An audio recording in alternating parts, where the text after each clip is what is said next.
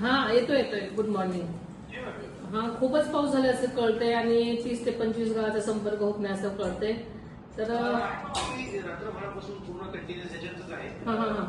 एकाच गावाचा फक्त संपर्क तुटलेला. बरं. खंडेश्वर तिथे अभिषेक नसून त्या केल्या. आणि तिथे किती लोकसंख्या आहे? केवढं गाव आहे ते?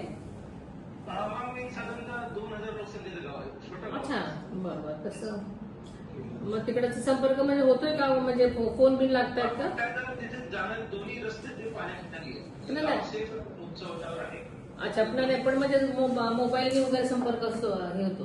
मोबाईल सरपंचांच्या रात्रीपासून कॉन्टॅक्ट होत आहे.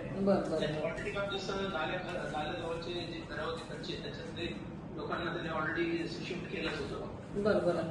तिथे पीएचसी आहे बरं. मध्ये शिफ्ट केलं लोकांना. तसं बाकी काही प्रॉब्लेम नाही तिथे गावात.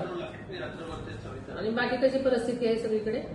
बाकी सगळी व्यवस्थित आहे. जे फक्त 2च तालुके म्हणजे एक नांदगाव खंडेश्वर आणि थोडासा चांदूर रेल्वे दोनच तालुक्यांमध्ये जास्त अतिवृष्टी झाली. बाकी 12 तालुक्यांमध्ये काही विशेष असं होत नाही. बरं. काळजी घ्या सगळ्यांची. नागरिकांची गैरसोय होणार नाही याची काळजी घ्या आपण सगळं.